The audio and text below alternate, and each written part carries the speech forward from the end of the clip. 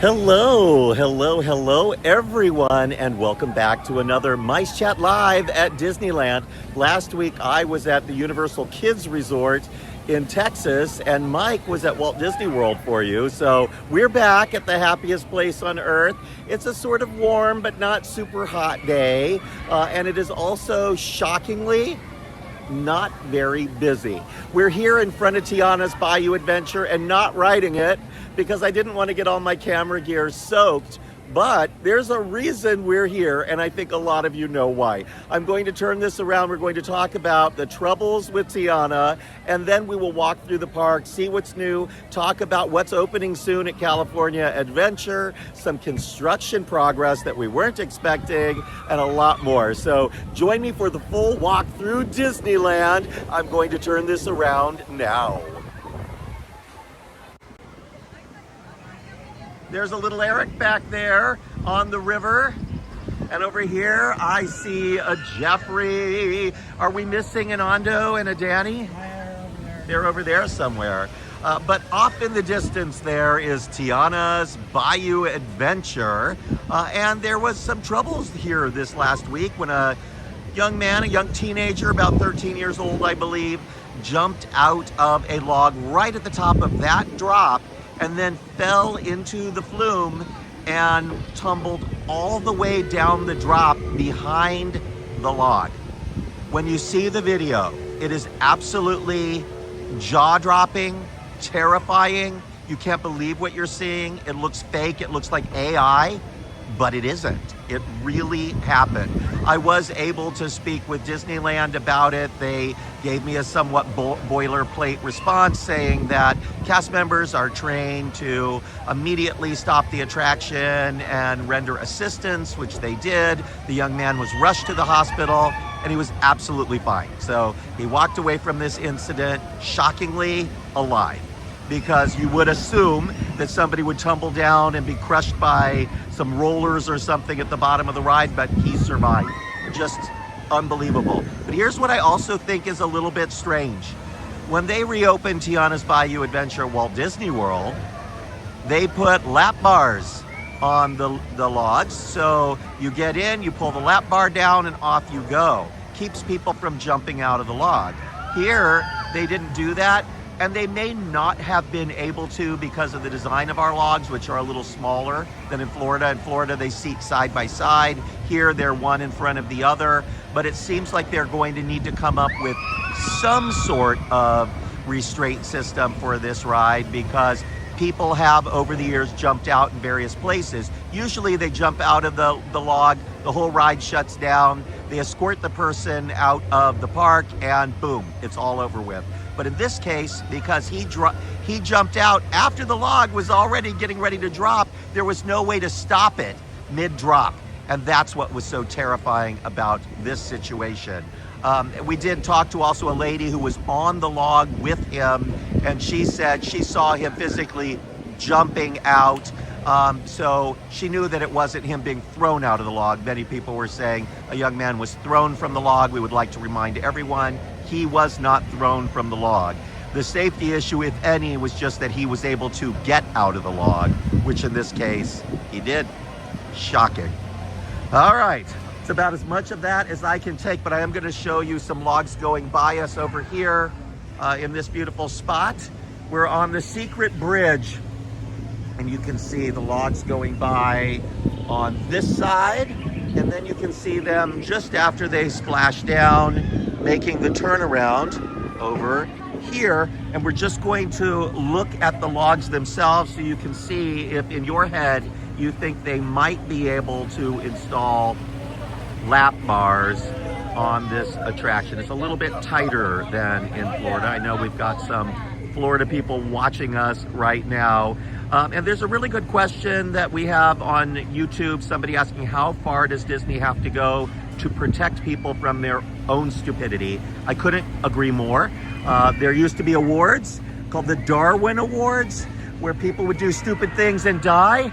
This was one of those stupid things. He just didn't die. But I do think that if it's possible for someone to get out, you can't assume that everyone is able to make a rational decision. There are people with mental disabilities. There are people that have physical disabilities, all sorts of things that might cause someone to do that, or somebody that just wants to kill themselves and wants to do it on a Disney ride. And I'm sure Disney would love to prevent them from doing that. So if it is possible to make a ride safer, they probably should. They've had to do that on other attractions. One of the rides recently I can remember them doing that on was the old Tower of Terror. It used to have a single lap bar, but that was only as safe as the largest person on your row, because if there was one large person and some children, it's possible for them to fall upwards and flop out or get out. So they changed it to individual seat restraints so that each person could be a little bit safer. So there's a long history of them making rides a little safer if they can. And then there are the sad examples, them making the teacups harder to turn. They recently made it so that the Roger Rabbit vehicles don't free turn anymore. So they've taken a lot of the fun out of the park just to make certain attractions safer for people who are incapable of making themselves safe. I'm about to show you something that makes me happy and sad. For the last few weeks, we've been pointing out that the rooftop of Ray's Berets has been dying, and that we felt that it was unacceptable to have a completely dead roof on this shop next to Tiana's Bayou Adventure. Well, they've got the whole thing scrimmed off, and you can see green there, but it's not the kind of green we'd like to see. So they have not replanted it with grass. What you are seeing, sadly, is AstroTurf, and not even the good kind. This is the really, really fake plastic AstroTurf here. Hard for you to tell on camera, but this is really, really, really fake AstroTurf. You see Ray's Berets sign there with some caution tape to keep somebody from falling through. So when this reopens or is unveiled, you'll see a green roof, but it will look very, very fake. Here's why that bothers me. The attraction is covered in fake flowers. Now, they want you to believe that all of that is real. But if you see a fake rooftop right here, right up close, you're going to automatically assume that everything else on this mountain is absolutely fake. And back when it was a Splash Mountain, there was a mix of real and fake. There were a lot of real trees and plants and grasses. And on the rooftop of Ray's Berets, there were a lot of ferns, very hardy. They survived droughts and torrential rain. You know, they could handle anything. Then they planted grass for Ray's Berets. It immediately started dying. We've had 3 or 4 cycles now of it dying and being replaced. And now they're replacing it with ugly AstroTurf. Guys, are you buying me some barbecue? Is that why you're on the bridge? You want to eat, Hungry Bear? I would love to. I'm starving. I've got some good barbecue news. It's not about Hungry Bear, but you know that barbecue restaurant that they're building in downtown Disney and the steakhouse next to it? Yeah. And they've been stuck in that empty lot phase for months after month after month. Finally, there are construction workers there. We stopped by today and saw lots of men in their bright orange construction vests running around, and there are some new footers for walls that have even been installed in the area. So back on track. That's good news. Also, Porto's appears to have some work that's happening. Also good news. And Earl of Sandwich has finally closed the temporary truck, the one that had the tax notice on it a few weeks ago. But that's completely closed, and not because of their tax situation, I believe, but because the new restaurant is almost ready to open. Tables are now on the patio, the construction walls are down. It is all but done, and I'm sure they're already testing out with employees of the Disneyland Resort and of the company. So that's going to be worth checking out in the next few days. We have a big holiday coming up, 4th of July. Disneyland always expects big crowds. People want to come for the fireworks. It used to be one of the busiest days of the year. Dan, you remember years ago, we used to produce special guides about come at opening, grab yourself a locker, get your food hours and hours before lunch, because once lunchtime happens, there will be a 2-hour wait to get dinner. Bathrooms would have, 30-minute waits just to use the restroom, and that's even for men. Imagine how bad it would have been for women. That's how busy it used to get at Disneyland on 4th of July. But with park reservations, that never happens anymore. So even though they throw a little bit of extra effort into the park, more characters and entertainment, that is all designed to add extra capacity to the park so they can let more ticket holders in, but still well below those levels of the hours and hours long waits. Yeah, I remember Space Mountain having a 4-hour wait one 4th of July. So that doesn't happen anymore. And although people love to hate on park reservations, it does prevent situations like that. Here's another example of what the crowd levels look like today. Rise of the Resistance had an approximately 40-minute wait earlier today, a good sign that the park is not very busy. Other rides have even shorter wait. We're gonna keep our eyes open. If there's a way for us to get you on an attraction today, we will.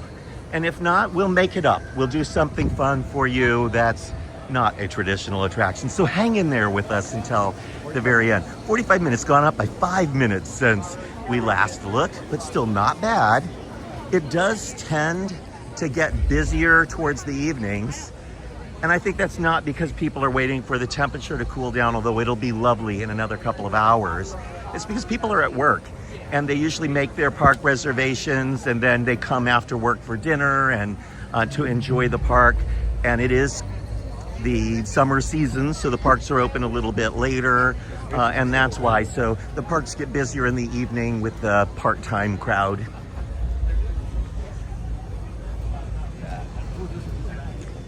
You see a new bag?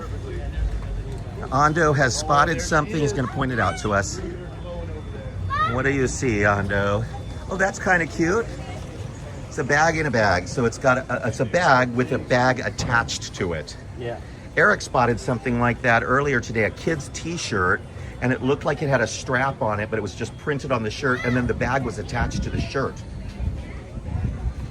That's just like a nice open book type bag, but with something you can close off in front. You can have your keychain hang here and here. Or a little character, plushy kind of thing. Eva. Yeah, not bad. It's neat to see them continuing to do new merch here instead of letting it be totally stagnant.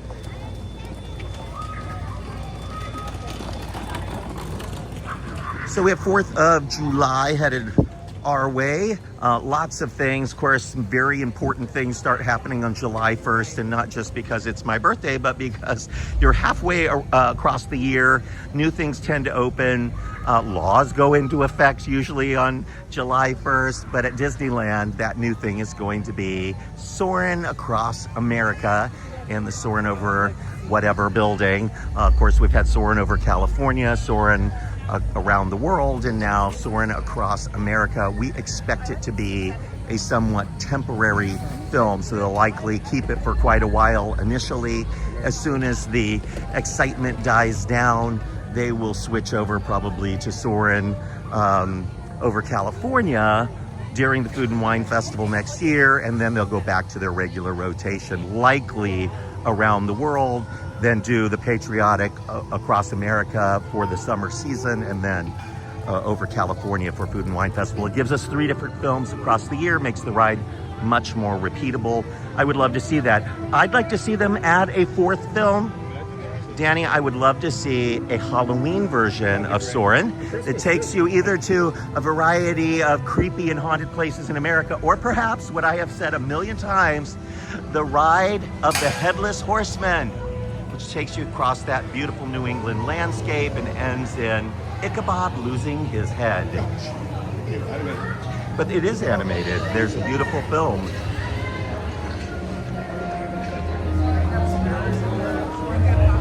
What did you see? Oh, they do have smells. They do. They're Glade, sweet, salty. I don't know. The people that have seen it have said that, you know, although there are definitely multiple different scents, they all kind of mush together. It's hard to figure out what they are because they're very, very fake. They're not doing things like apple pie, unfortunately. So it's more like they normally do, salt air and grass and that kind of thing. I'm keeping an eye out for anything new here. I'm not seeing anything dramatically new, although I always wanted to have a really great Star Wars costume. I did buy a Jedi robe one year, and brought it on a trip, on a cruise, to wear for Halloween, and must have left it behind because I've not seen it since. That was one I rented. I was Han Solo during the Gumball Rally. No line, not one person in line. So it's not an attraction, but if we needed a Ronto wrap, we could get one right now without waiting. That's my spot to get a Powerade. You know, on a hot day when you just feel like you're dehydrated and you can't go on, you get a Powerade, you're back in seconds. So I usually keep the Liquid IV packets with me. Today's MiceChat Live is brought to you by Liquid IV. So I do like to keep those because you can just get water from any water fountain and put a little bit of Liquid IV in it. It gives it a great taste, adds a little bit of electrolytes, a tiny bit of sugar, and it does bring you back to life. We're gonna take the long route through Galaxy's Edge because it feels like we should, and you never know if you'll run into one of the new, old characters like Luke, Leia, Han Solo, Darth Vader, and I am loving it. I like hearing the music. It's feeling normal to me now. You walk in, you don't even notice the music, but there it is playing in the background, and it just feels more right. Is it a 5-minute wait? We did take everyone on a ride on Millennium Falcon a few lives back. I think Sam was with us, Samantha Davis Friedman. And we both flew. Sam and I were the pilots. So everybody watching got to experience what it's like when you have a horrible pilot who runs you into every wall. Yeah, standby is 5 minutes, folks. So that's what the day is like here. They're also doing double rider and single rider. So if you have 2 people, you can get in the single rider line today. So it's single rider or double rider. See where it says double rider? That's a unique situation. Did you see that, Danny? Double rider. You ever seen that before? That's. Oh, I think we're going to skip it for today. Oh, please, Dad. Can we please go on Millennium Falcon? There's a reason nobody's on the attraction. Let that be your guide. My mom always used to say there were a lot of people in line for one restaurant, not very many people in line for another. She always wanted to go to the one with the most people because that was the good restaurant. What about Olga's? I would love to do Olga's. Maybe. You want to run ahead and ask them if we can just poke our head in to show everybody real quick?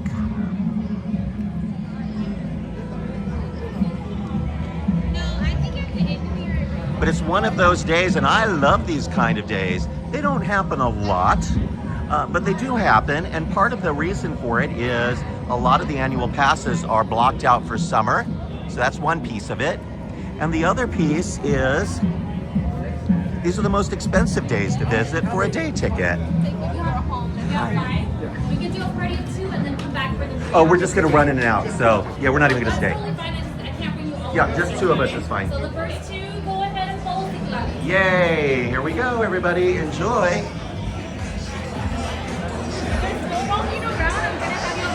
Thank you. They say there's no walking around in Oga's Cantina. She's putting us up against the wall just so we can see it. But there's DJ Rex. I love the music mix. There is a little bit of Star Wars music in this mix. I was hoping they might mix it up a little bit more to add even more recognizable Star Wars music, but this works for me. I would like to see more animated elements in here. Like if it's open long enough and there should be something back here for the guests who are hidden behind the bar to see some interactive elements, but it's still really cool. The service is great. Yeah. Beer's good. Yeah. Nice and cool is the most important part. Thank you, thank you. It's nice to be back at Oga's. Now it has bartenders and a lot of pre-mixed drinks. One thing they don't have at Oga's is an open bar. So you can't get yourself a vodka tonic or a Scotch Mist, which was Walt Disney's favorite drink at Oga's Cantina, but you can get a lot of very sugary drinks. You see your Donald Duck.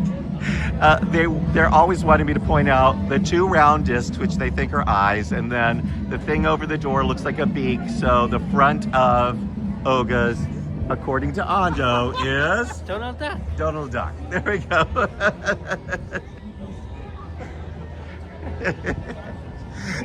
Dan's laughing back there because in the early days, and I won't tell you what he was seeing, but he would see things in the park that I can't mention on the line. Everywhere. And he'd be like, now squint your eyes. Now look right there. What do you see? And the Matterhorn and all sorts of things I can remember. We have stormtroopers out. I don't see Vader, but he may be around. All right. We'll look into it. Sorry. No. Not a good time. Keep moving, travelers. Move along. That's good. Don't be alarmed. We are here for your protection. Let's calm down, travelers. They're here for our protection. Do you believe them? Absolutely. Now, you know, they did away with the green milk.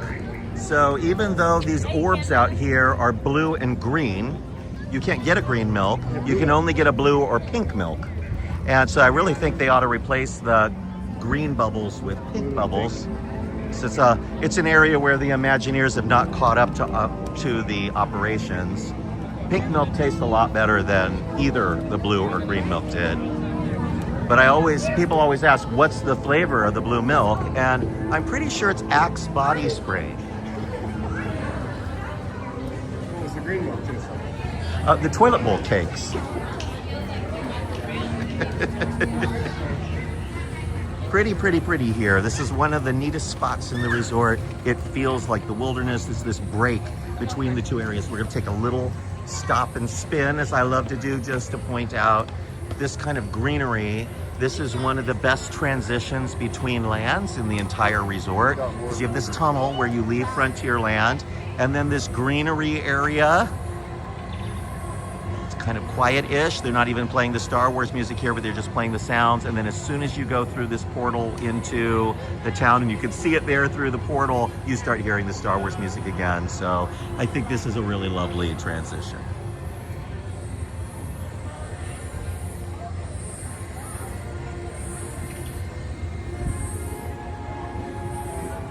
They really did pick foliage that looks otherworldly. Like, look at this bulbous-based tree and the proteas here and some really fun foliage. Be neat to have a house with a garden like that. Maybe one day, when people start really watching these lives, I can afford a house with a garden.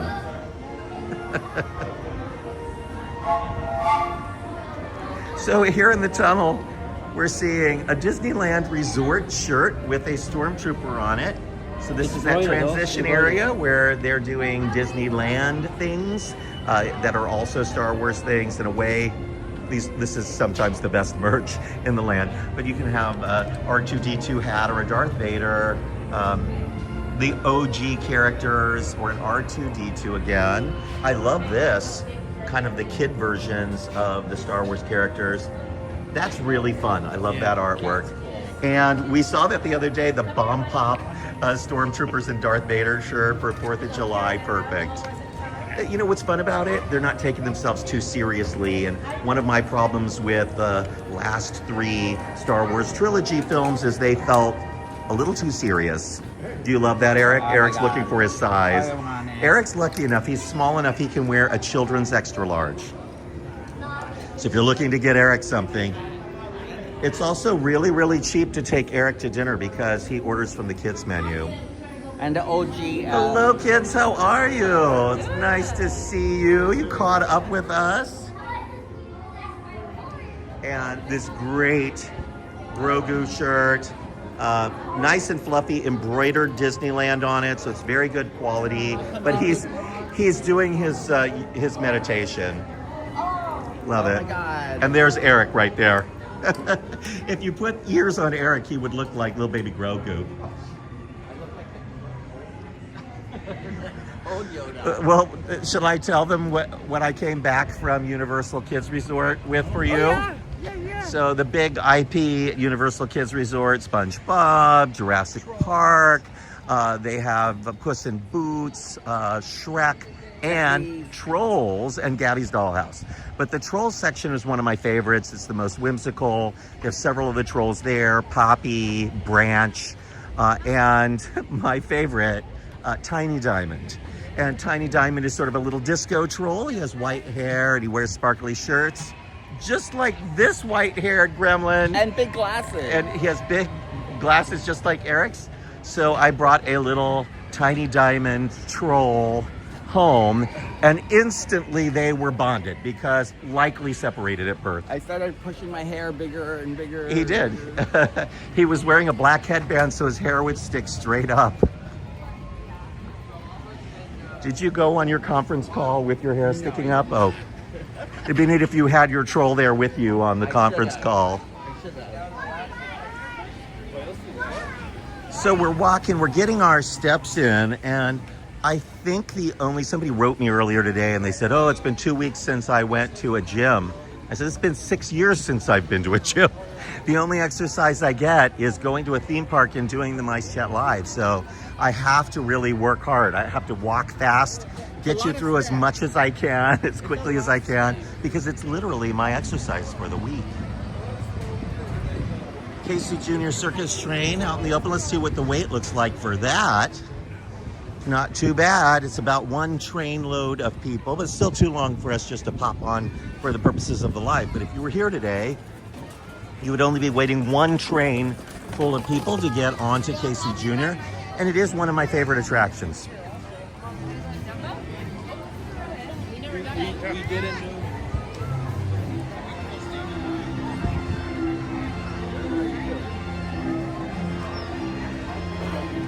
Nice view right here of the castle in the distance with the carousel and Pinocchio, Walt Disney's second film.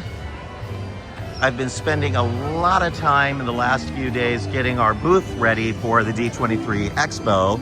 You heard that right. MiceChat presents a walk in Walt's footsteps from his birthplace in Chicago to his storybook mansion in the Hollywood Hills. Of course, I spent years saving and restoring Walt's birthplace, and today I manage his mansion in the Hollywood Hills, and we write about Walt's history every day at MiceChat, so it just kind of feels like a lifelong dream for me to be able to present this particular booth to you all at this year's D23 Expo in August. Also, this coming week, I'm going to launch tickets to something special that I haven't spoken to anyone about yet, but we're going to do a big event at the Walt Disney Storybook Mansion the weekend before the D23 Expo. We will have some incredible Disney celebrities there, an ice cream social. There'll be some exciting announcements that will be made at that event. And I will have all that information for you all very, very soon. So next week's live, we hope to have tickets already up so that you can be amongst the first to snag them, because the house is small, so it won't be a huge event. Again, just 1 or 2 cycles of guests to get onto the teacups. Very few people in line here. Beautiful view of the Matterhorn. It's still Kids Rule summer here at Disneyland, so if you have a little one, they likely want to make a mad dash to the Fantasyland Theater to see Bluey and her sister Bingo. I think they've stopped by now. Doesn't it end at 6 o'clock or 5? Yeah, it's probably by now. So there's no point in us going all the way back there, and I don't really want to go to Toontown. But there's all the fun. I miss all of the fun, yes. But you can see the shiny golden spires of It's a Small World back there. Very, very quick wait, 5 minutes to walk on. Fortunately, it's also about a 20-minute ride, so if we were to get on now, that would eat up the rest of your video. So let's make the long journey to the front of the park and then try to get you out there to see a little bit of construction. We'll try to get you over to California Adventure if we can. I still have photos to take for the Monday update there. We'll see the front of Soarin so you can see what the attraction for summer will be.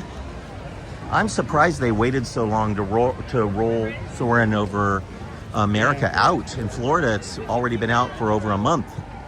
Here's the Edelweiss Lodge, which is just a seating area for Edelweiss snacks. So if you need a turkey leg or a cheesy garlic bread with a sausage in it, this is the place you can eat it. Part of a campaign to open up more covered seating in the park, and I do like this one. It's well teamed. Coke Lodge. Nice look. I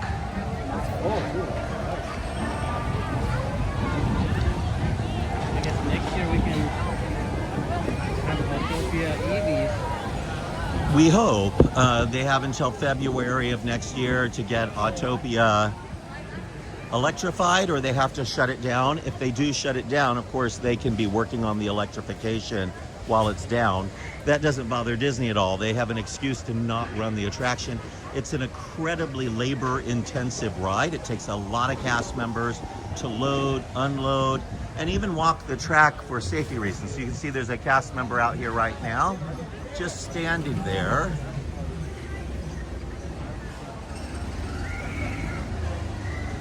So cast member just has to stand there on the track, and there's always the risk for cast members that they're going to get struck by a vehicle. There's all of the toxic fumes from the gasoline, and this isn't regular gas. It's gasoline with oil mixed into it. It's called a two-stroke engine. It's what they use on riding lawnmowers. Very, very fuel inefficient and produces extra toxins than regular gasoline even. So a very dangerous kind of area. And I can see why the state would be pushing them to fix it and switch to something more environmentally friendly. They already did that with the submarines. When the ride opened, it was diesel fueled, and today it runs on electric. So the subs they produce no pollution, at least not here. Definitely still produces pollution where the electricity is made, but not here in the park where you're breathing the air. And we'd like to see them do something like that for Autotopia. Of course, there's always the possibility they won't reopen the Autotopia, and instead will use that space for a future attraction in the new Tomorrowland, should one ever get approved. Submarine moving fast. They move a lot quicker than you would assume. If they fill the lagoon, does that affect the water system? The entire, If they empty the lagoon, or fill that to flooding? it would do nothing, because they have had this lagoon empty for almost a year and a half when they were converting it into Nemo, and everything else is just fine. There is water that flows. There's a clean water system and a dark water system in the park. And many of the waterways are connected. I guess this one's not, because it's not really. This is also heavily chlorinated. Yeah. But Legoland is capable of running a submarine system. They're smaller subs, they're much quicker to load and unload, and it uses clean water that has fish in it. So there's actually live fish in their lagoon. How amazing would that be? No projections? What? You can still do projections once they got into the caves. But it's kind of like at Finding Nemo at Epcot, where there's an aquarium with fish in it, and the ride goes through tunnels there, and then there's one point where you're looking into the aquarium, and they're even projecting characters onto the glass. So that's one of my favorite things in that version of the ride. It's also much higher capacity than the Disneyland version, because their version is an omni mover that just keeps loading and loading and loading. Our version are submarines that take forever to load and unload, making it one of the most painful rides to wait in line for. There's no line, ride it. It's an amazing historic ride system at Disneyland, but if there is a line, skip it.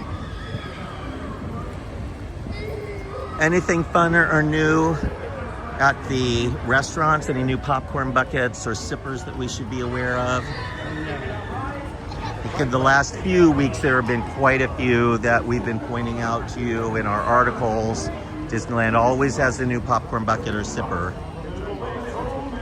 Oh. Tomorrow is 626 day, and then they will have a straw. A straw. Stitch Got straw. it. Tomorrow is 626, which is Stitch Day, because he is Experiment 626. Eric's favorite character, which is why Eric is wearing Stitch for you today.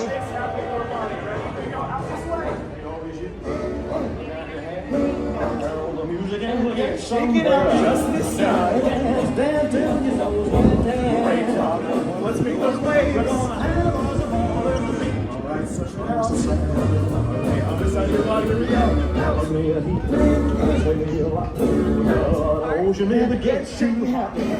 Just a walk through. Get in the way of the kids dancing. We may have lost. Yeah, we lost the rest of my crew because they're all back there dancing still. See them? Oh my gosh. We will continue on. There they are. What do they no longer have at Tomorrowland? Gifts from outer and liquid space. This was your go-to shop at the resort for magic bands, and they are no longer sold here at Disneyland. The park has given up on magic bands. You can still use your old one for now, and that was one of the last ones sold, the Scarlet Witch. Yes. I think at the very end there, they had that and one other. And we're going to also walk by the Pixar Shorts Theater.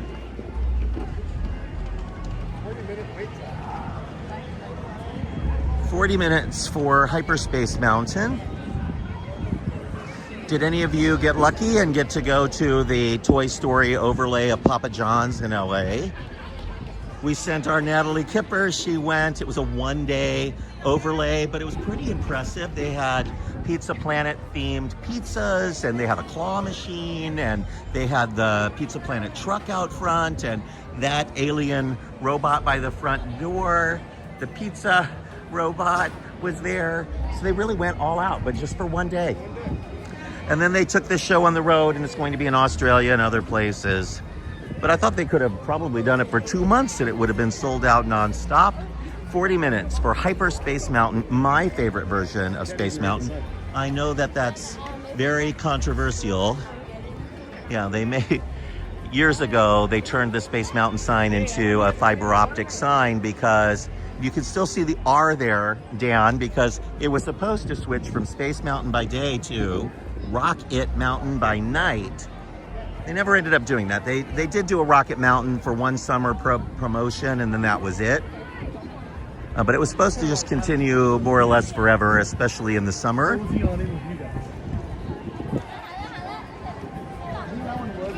The dead Orbitron, the dead People Mover, the dead Carousel building mostly, the dead Starcade. I'm not trying to make you sad, but I'm sad. I'm still holding out hope that they will make an announcement at the D23 Expo. But with all of the changes in the last year, it's a new head of Disney Parks, Resorts, and Experiences, Thomas Maslam. We have a new park president, Jill Estorino. There's a new team at Imagineering in charge of Disneyland. And I just kind of have a feeling that all of those things that they've sort of been working on for years and got budget cut and weren't very exciting are likely being completely rethought right now. We're back at the mural. For about a month they had the store command closed for refurbishment, and they still are refurbishing the exterior of the building, but the mural here has been fully restored. They pulled all of those panels down, reprinted them, put them back up, and look how vibrant these colors are. This is not me adjusting the color saturation. It is really that bright. So, Jeffrey, how are your retinas? You know, it'll fade in a couple weeks. It will. I mean, it'll fade in a couple of years for sure, but it looks really great right now. And I've always thought it would be so wonderful, at least at night, if they could turn black lights on throughout Tomorrowland and have all sorts of hidden space theming throughout the land that lit up. But this mural would be a great example of this whole land being able to transform with lighting. And then there's this weird niche back here where they had fast pass machines for a while, but there was a NASA exhibit here at one point back in the day. This is, of course, the front area to where they would load you for rocket rods. It looks like Buzz Lightyear is closed because of all those construction walls. It's not, it's open. 15-minute wait. 1-5. Star Tours. 5-minute wait for Star Tours. 5 minutes for an e-ticket attraction. No, they won't let me take the camera on, but otherwise I might have said yes. But it's 10 minutes for the Astro Orbiter, mostly because it's a very slow loader.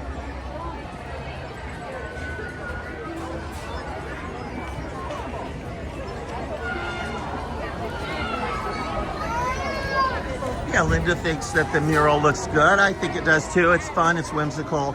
Tomorrowland doesn't have a lot going for it right now, so the very least they could do is give us bright, saturated images to make us happy.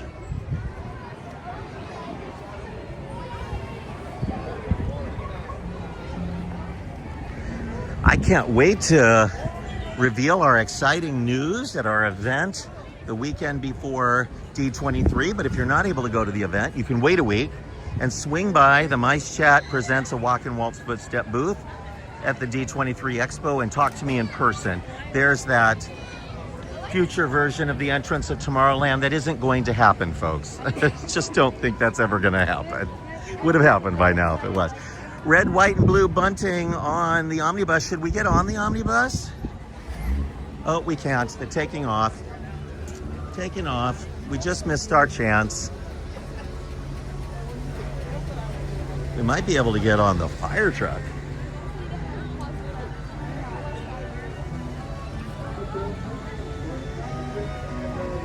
Beautiful version, or look at the Matterhorn. No waterfall, and it hasn't been working for, first we thought it maybe because of windy day, whatever, but it's been down. Yes. I don't know if there's room for us or not.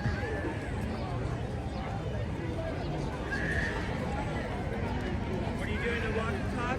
I am. How are you doing? Just here with the world's greatest fire engine driver. Bob Gurr? Is this Bob Gurr? Isaiah. Oh, it's No, Isaiah. taking care of Bob Gurr's truck, Mrs. Finley right here, and keeping her nice and Miss clean. Finley, I love it. Yeah. Everybody know Justin from Random Land. Hello. And from the bus accident. How are you doing? And from my the future wife. bus accident. How are you? Hello. I haven't seen you all since you got married. I know. I've been gone for 2 months on Route 66, and then I came back to go to Carsland. So you did Route 66 for the big anniversary, for the 100th anniversary, right? And then we were on Indiana Jones today with John Rhys Davies. We do. We're going to take a ride on this. right. You said, what's her name, Mrs. Beasley? Mrs. Finley. Miss Finley. I love it. I love it. Good Legos in there? We're going to take a little ride, everybody. Isaiah is going to safely deposit us at the other end. Goodbye. I'm so good to see you. I've missed you. Bye, Dusty Save. Bye, Isaiah. Welcome, folks. Welcome, please. You want a scooter? Yeah, I'm going to sit. You know what? I'll switch with you. Here we go. Now, how are you all We're doing? doing, well. we're all moving Where's everyone places. visiting from? Fantasyland. Fantasyland. Yep. MiceChat land here. We've got people from all over the world watching right now. It's a great view of the castle. Welcome, everyone. You are riding aboard our fire engine. This was introduced in 1958. Custom built for the park by Imagineer Bob Gurr, one of the original Imagineers hired to help build this park back in 1954 and 1955. We are going to head down Main Street for your safety. Please remain seated at all times, keeping your hands and feet legs inside the vehicle at all times. And parents, please supervise those little ones. Feel free to ring the bell as much as you want. The more you ring the bell, the more people get out of the way. Yeah, just grab the clapper and swing it. Yeah. Don't be shy. There you go. Good job. All right, here we go, folks. Have fun. Folks, you're not going to believe this. I have never been on the fire truck. I've walked behind it. For Disneyland 70th, they had Bob Gurr ride up and down Main Street on the fire truck, and I did follow along for that because I had been with him earlier that day, but it's my first chance actually riding. I've been on the omnibus, the jitneys. This is Bob's favorite vehicle in the park. After Disneyland was built, he was talking to Walt Disney and was trying to talk Walt into building a fire truck. So he planted the idea in Walt's head. He said, you know what we don't have, Walt? We don't have a fire truck.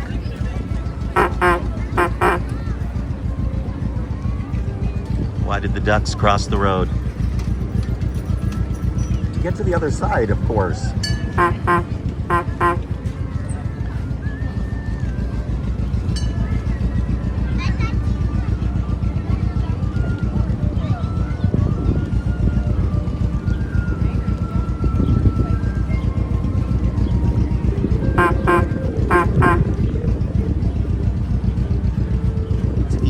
For him to honk that horn and get people out of the way now, but on a very busy day, this has to be a difficult job.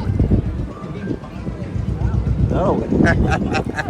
So Danny didn't get in the fire truck. He's following behind, and he's got his computer open, so he's also coding while he goes. At the red, white, and blue bunting up on Main Street, USA, the flags on the light posts.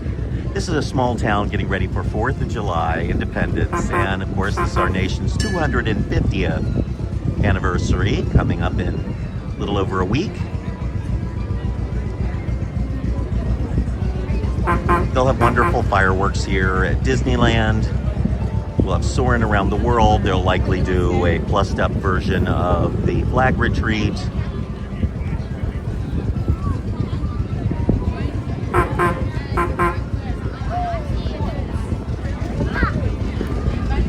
You stop by and see the Sherman Brothers tribute to the Main Street Cinema because mid-August it will likely go away when Disneyland's 70th anniversary celebration comes to a close and the resort starts switching over to Halloween. Most of the details from the 70th anniversary will go along with it.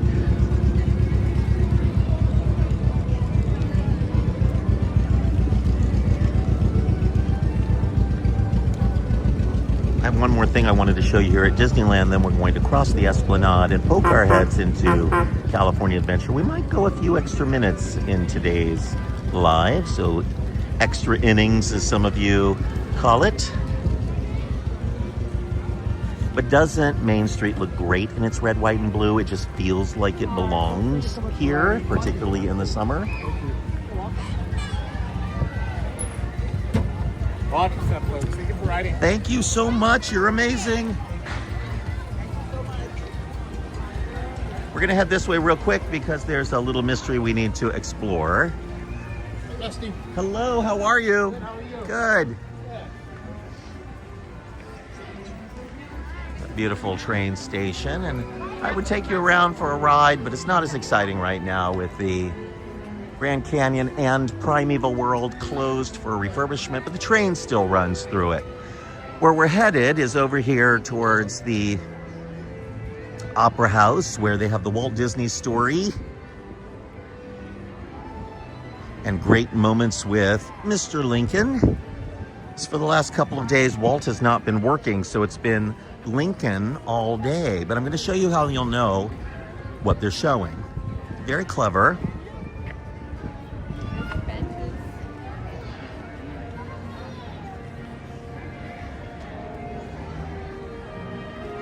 Nice patriotic displays in the windows over here. But you'll see Disneyland Opera House now featuring 2 dramatic presentations. Walt Disney, A Magical Life. And then underneath, great moments with Mr. Lincoln.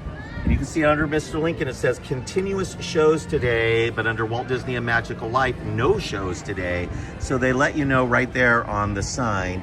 Usually it's Walt Disney in the morning, Lincoln in the afternoon. So you can come to the theater twice in one day, particularly if it's warm. But today, Lincoln only. It's pretty neat for them that they have two different shows. So if there's a problem with either animatronic, either Walt or Abraham Lincoln, you just turn the stage and run the other show for the rest of the day and not have to close the whole theater. Both are very complex and therefore very temperamental animatronics. The more complex a figure is, the more likely it is going to be to break down. It's interesting, we were just on the fire truck that was built by Bob Gurr, but his other great attraction was Great Moments with Mr. Lincoln, built for the New York World's Fair. It was Walt's first complex human animatronic figure, but it's really the forefather of all your favorite animatronic attractions. So Pirates of the Caribbean, Haunted Mansion, all of those animatronics in there really owe their lives to Great Moments with Mr. Lincoln. And that animatronic wasn't just an animatronic human. He stood up just like a real human being. It wasn't just a standing figure. So they were very ambitious with that figure. Walt Disney has his own unique feature. He leans backwards on his desk and then takes a step forward. It makes it look as though he's walking. Unfortunately, it doesn't look very much like him. So Walt Disney World is redoing the Carousel of Progress, where they are going to change the storyline to move forward 60 years to after Walt Disney's death. So an attraction that used to honor Walt Disney's life from turn of the century in 1900 through the 1960s and then into the future will now jump straight to the end of the 60s after Walt is already gone. But to honor Walt, they are adding a Walt Disney animatronic to that very first scene when you first sit down and there's a curtain. I believe that that's where you'll first encounter Walt Disney. Across the way, giant dirt pile for Portos. Portos appears to be under construction again. At least things are moving around over there. Things are also moving around over at the barbecue and steakhouse in downtown Disney. And of course, as we mentioned earlier, Earl of Sam, which appears to be just about ready to open. Lots of things there. We're not going to see as much at California Adventure, but they are working actively on 2 Avengers rides and a Coco ride. Yes. That's 3 attractions in one park. That's a lot. It's a lot for us to look forward to.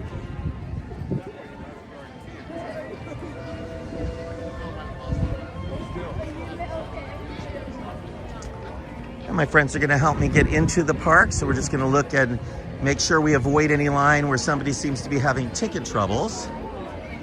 So we experienced the Tiana troubles earlier.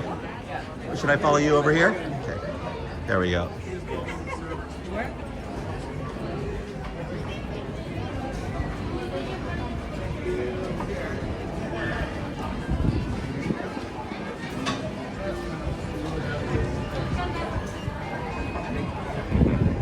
And in we go.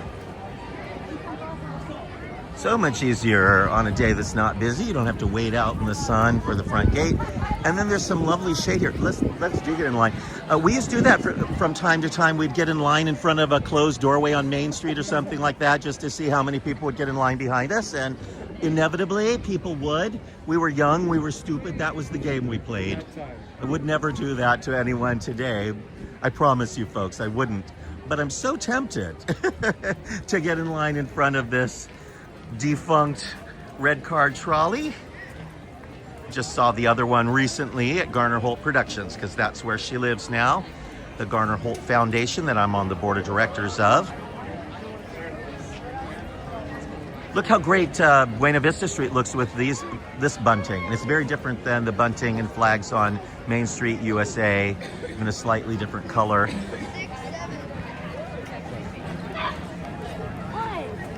Everybody keeps yelling out 6'7" at us because that's the shirt Dan is wearing. 6'7". What does it mean? Yeah, 6'7". It just means that. I think it just it can mean anything. It means that, so it means exactly what it is. Yeah. Yeah. Buena Vista Street is approximately the early 1920s when Walt Disney is coming to California, making his journey from Kansas City. And Disneyland represents turn of the century when Walt is born, but the partner's statue really represents Walt at the height of his success. He's a fat older man. Mickey Mouse is also fat, but if you remember from those early Mickey Mouse films, Mickey's a sort of starving artist looking fellow. He had a much thinner body and a long tail.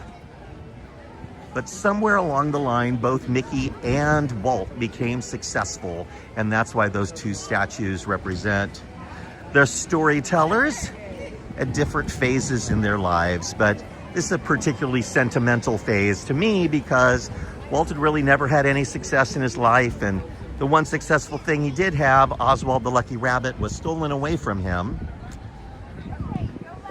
And he ends up inventing Mickey Mouse. And the rest, as they say, is history. You can see this cardboard suitcase covered in patches.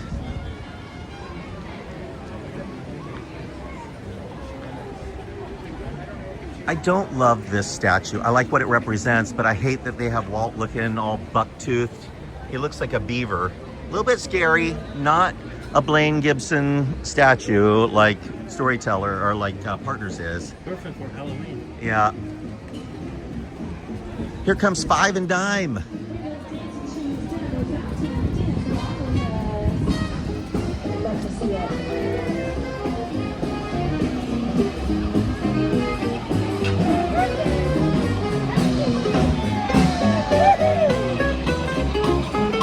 Hi there.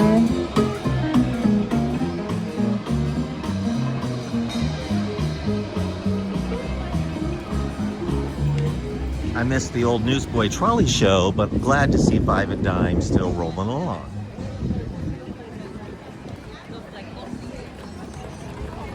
I do feel like they could have some performers running down the street with, you know, stacks of newspapers that are tied up in strings. Maybe a couple of them have carts that they're pushing, and as they're walking down the street, they're yelling out, "Paper, paper," and they're yelling out the stories, and then all of a sudden they stop and burst into song and pull things out of the carts and do their Newsboy show that they used to do. It's sorely missed. I should dream. Yeah, Hondo says you can dream all you want. It's not going to happen. And now we're approaching what could become Avatar Land. And I know I say could because it's been announced. They're saying this is where Avatar Land is going. But they pushed it off till next year, and it was supposed to already be under construction. There's a whole new team, including a new CEO of the company. And the one person championing Avatar was Bob Iger.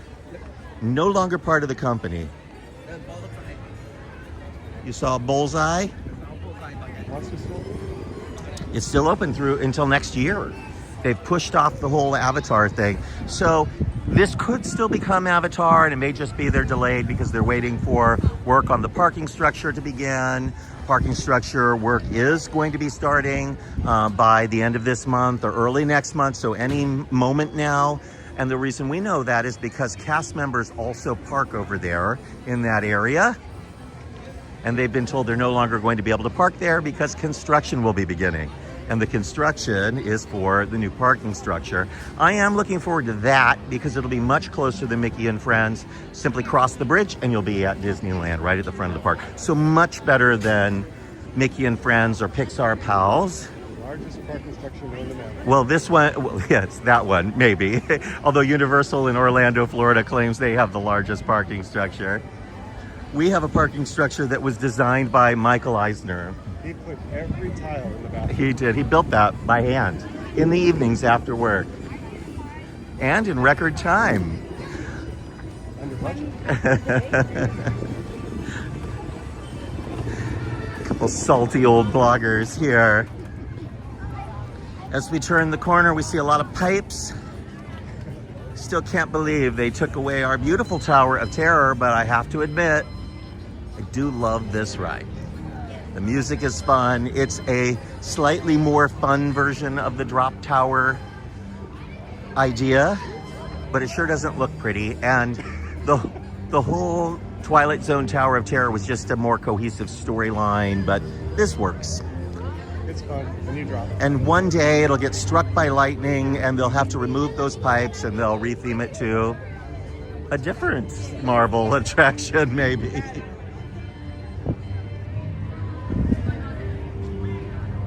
Was reading the news the other day and how Bob Iger was talking once again about how he used to be on the board of directors of Apple. He was friends with Steve Jobs. He really did think at one point that Apple and Disney would merge, and it could have made a lot of sense because Apple has the content delivery platform, your iPhone, iPad, computer, Apple TV, and the need for content to get you to buy their products. And Disney had the need for producing content and having deep pockets behind them to produce good quality entertainment and theme park attractions. Disney also believes a lot in technology, and Apple would be able to produce that. You're gonna see some Avengers. Hey, don't forget Don't forget to tell me about Stitch Day. I did. And now here's our little Stitch here. Eric was saying, don't forget to tell them about tomorrow, Stitch Day. But we talked about it earlier. Stitch Day. Stitch, he's covered in stitches.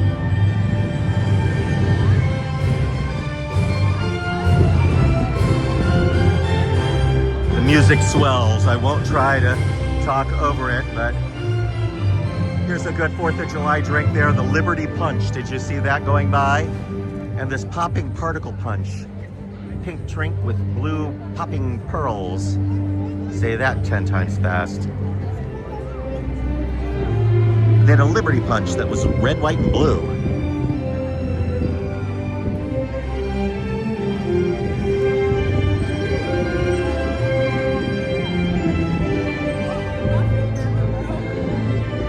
All right, folks, it's exciting because all of the characters come out Neutralized and 6 o'clock.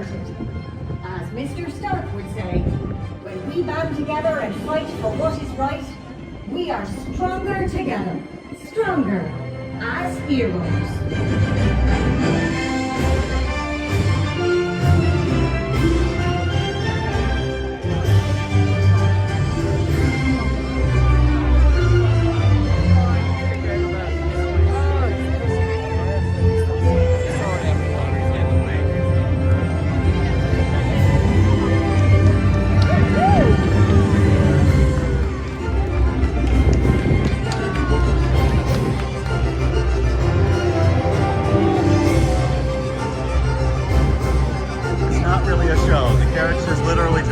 To that step on it, wait for that announcement to be made, and then walk back again. So it's like a 3-minute character display.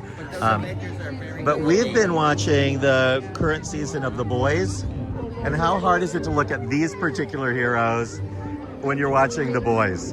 Well, because you kind of know what's going on. It feels like behind it, the right? Like yeah. They're out there looking like heroes, but then accidentally killing tourists. Did you get snacks on the way? No?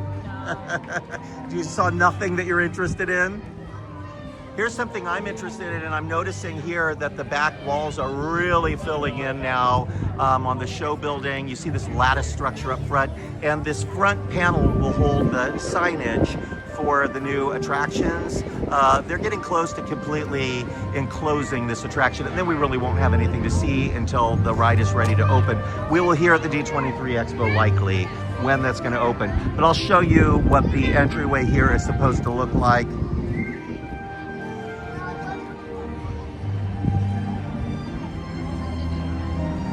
So that ironwork that you saw in the front holds this part of the structure here, and they'll have the Avengers symbol and then some. So we're seeing a lattice structure that holds it all up, but it will look much more enclosed. And then over here, here it is. There is a new bathroom that they're building. This is the pathway to Cars Land, and this is a new bathroom that they're building. It's well underway now. In fact, you can kind of see the bathroom back there. That's the new restroom that they're building right there. Yeah, how's the battery life on that bus? Pretty good. Yeah? Yeah. How long? Well, a few hours on this one. It's the DJI, and then my iPhone as long as it takes. Yeah, facts. But the gimbal, it lasts pretty long? Yeah, it's pretty good. DJI, which one is this DJI, one? and I wish I could Osmo. Osmo? Yeah. Say less. Thank you, bro. Yeah, Thank you. absolutely. Take care.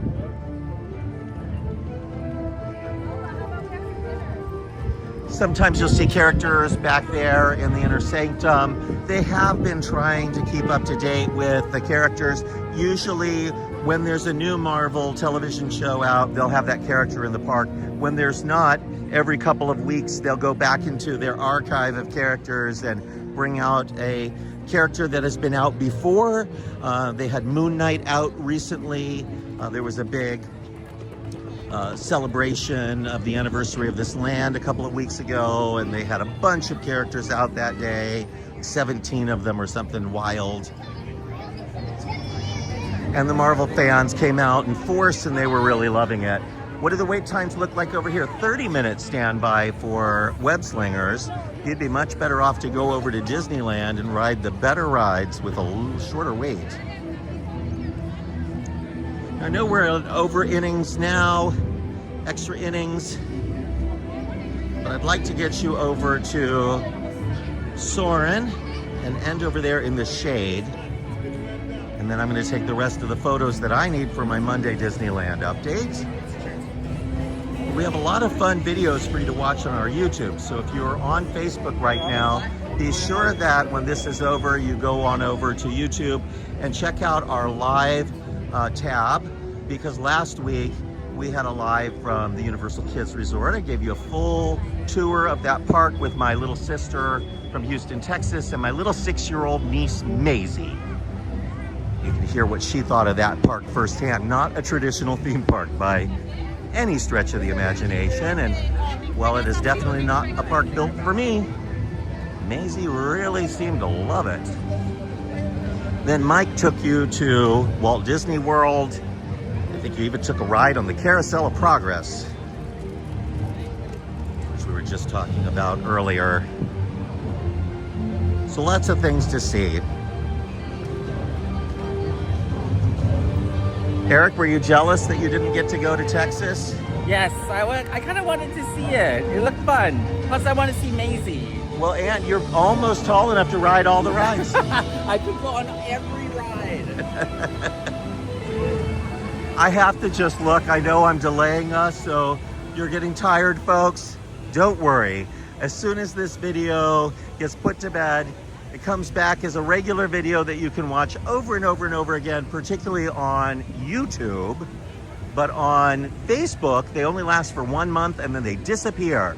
But we're walking here into the Golden Vine Winery just for a second because I like to look at the vines and see if they're really producing any grapes. As the park has gotten older, these trees have gotten huge, and that produces more shade, which means that the vines get less light, and it makes it harder for them to produce grapes. But I do see some grapes on the vines.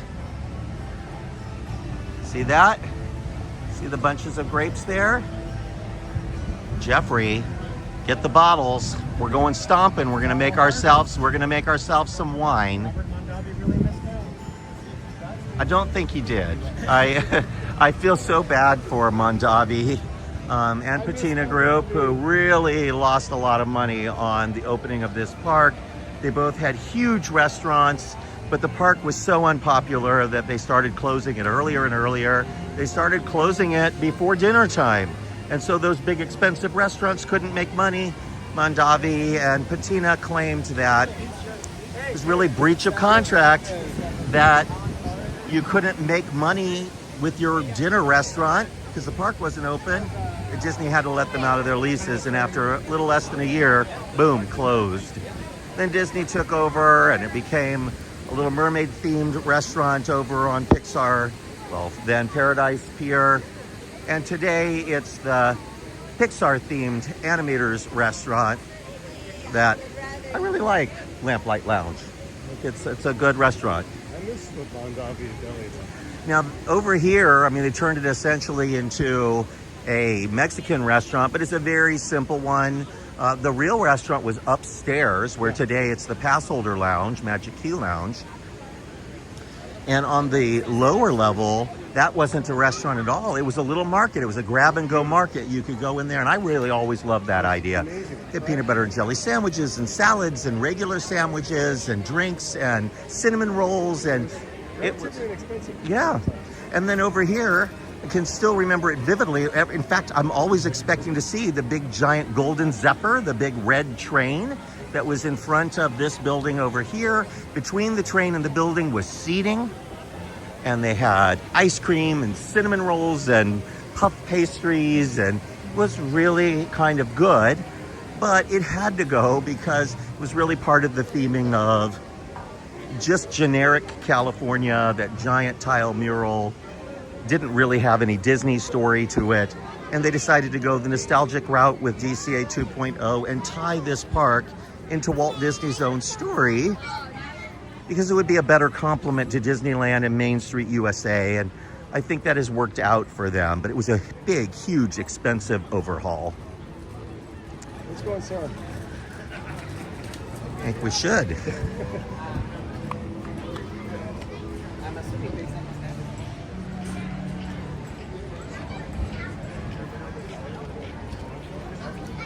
It's like kind of a... Yeah. And we're not going to keep these folks on the live, but I do want to show you all that starting July 1st, this will be the hottest ticket in the park for at least a month or so. And everybody can experience the new ride film here. And you can see they've already put up the red, white, and blue bunting for Soarin' Across America. So right now they have that over California hanging underneath the Soarin' sign. It'll say Across America here within the next week. And you see all of the red, white, and blue for Soarin' Across America starting July 1st. Don't worry, I'll be here. I'm going to do my best to try and get you some video. They likely won't let me go live for that, but I'll get video on the ride itself and share it. We've already got video up of the ride from Florida. The only difference between their version and ours is the ending. Theirs ends at Epcot. Ours will end likely at Disneyland. Wait a minute. Stand by. And that's it, my friends. We've made a journey from the very back of Disneyland all the way over to California Adventure with our friends. We have Eric and Danny and Jeffrey and Ando and Daniel, Michelle. We have everybody here with us today. We were like a snowball collecting as we went along. So much news for you. We'll be back next Thursday with even more. And please check us out every Monday for the MiceChat Monday update, which is just filled with stuff. And we've got a zinger of a story to lead off the next Monday update. So I hope that you'll all be there. If you were hoping that we would say something about the Walt Disney Storybook Mansion, we are fully sold out for June and July.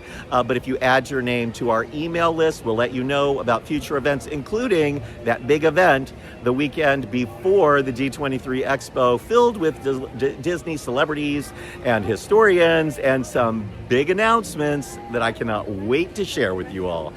Take care, everyone. Thank you for joining us, and we'll be back with you again real soon. Bye-bye.